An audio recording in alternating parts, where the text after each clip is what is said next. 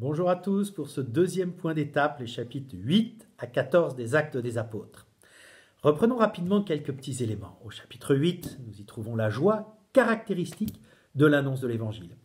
Toutes les oppositions aussi, on a vu toutes les oppositions avec les autorités juives, et puis ces rencontres avec les magiciens, c'est des gens qui étaient capables de faire des prodiges, mais qui ramenaient tout à leur personne, alors qu'on voit bien que le diacre Philippe, lui, ce qu'il réalise, c'est la puissance de la parole de Dieu. Ce diacre qui va rencontrer, poussé par l'Esprit Saint, cet eunuque qui lisait la parole et qui va être interprété, l'interprétation de la parole qui va montrer que toute l'Écriture désigne Jésus-Christ, sa mort et sa résurrection. Et la parole qui va conduire au baptême. On voit que dans toutes ces situations, c'est l'Esprit Saint qui mène le jeu. C'est lui qui conduit la mission. Chapitre 9, nous y sommes un petit peu arrêtés, la vocation de saint Paul, qui va être fondamentale, événement fondateur de toute sa mission. Au chapitre 10, on revient avec Pierre, qui va rencontrer le centurion Corneille.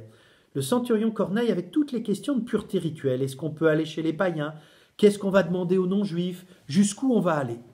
On voit que peu à peu, plus l'Évangile va rencontrer finalement des situations nouvelles, plus elle va être appelée aussi à s'adapter, à comprendre profondément les attentes. Et on voit que c'est le don de l'esprit qui peu à peu fait entrer dans l'intelligence, c'est-à-dire dans la manière dont chacun va pouvoir recevoir la bonne nouvelle.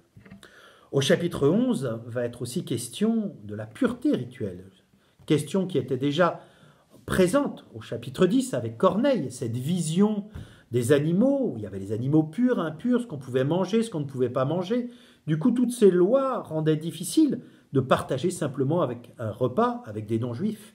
Et on voit que peu à peu, les situations amènent à rencontrer les gens et donc à abaisser les barrières qui risquent de les séparer. Au chapitre 11, on peut voir que c'est la première fois que les disciples de Jésus reçoivent à Antioche le nom de chrétiens. C'est au chapitre 11 au verset 19. Rôle important d'Antioche de Pisidie. On va voir que peu à peu l'évangélisation vers les non-juifs va se développer et qu'il va y avoir aussi des réactions devant les situations de détresse. Il y a une famine et comment les apôtres s'organisent pour répondre. On voit très vite cette dimension d'assistance à ceux qui sont en difficulté s'organise parmi les apôtres. Au chapitre 10, nous retrouvons Hérode comme un persécuteur. Décidément, ce nom-là, ça devait être le petit-fils de celui qui, au 1er siècle, avait décrété le massacre des innocents. Mais comment il va persécuter les apôtres, comment il va faire décapiter Jacques, il va faire emprisonner Pierre, mais on voit que Pierre est libéré. Rien ni personne ne peut arrêter la parole de Dieu. Au chapitre 13, on se retrouve encore à Antioche. On va voir qu'Antioche devient peu à peu le centre de toute la mission. La mission en particulier de Barnabas et de Saül. La confrontation avec d'autres magiciens, notamment à Salamine, et ce magicien qui devient aveugle, comme Paul a été devenu aveugle. Paul d'ailleurs, qui devient son nom latin, il était Saul, au verset 9 du chapitre 13, il devient Paul, nom romain, ou nom grec Paulos, qui montre l'orientation vers Rome, l'orientation vers la mission, vers les non-juifs.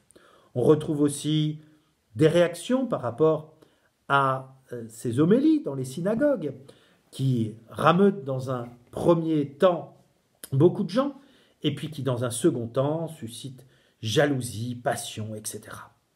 Au chapitre 14, on les retrouve à Iconium, prédication, réaction. À Lystre, ils sont même pris pour des dieux et on voit que là aussi, la tentation peut être grande finalement d'utiliser cette puissance de l'Esprit Saint pour soi-même. Eh bien non, il renvoie tout au Christ et on voit comment rien ni personne ne peut arrêter la mission. Ils vont faire tout un tour en revenant sur leurs pas et quand ils reviennent sur leurs pas, ils revoient les communautés qu'ils ont fondées et ils les encouragent. Cette deuxième couche, si je puis dire, sera nécessaire. On voit combien Paul sera obligé de repasser dans des communautés où peu à peu la première évangélisation perd de sa puissance. Ça, nous le verrons aussi un peu plus tard. À bientôt.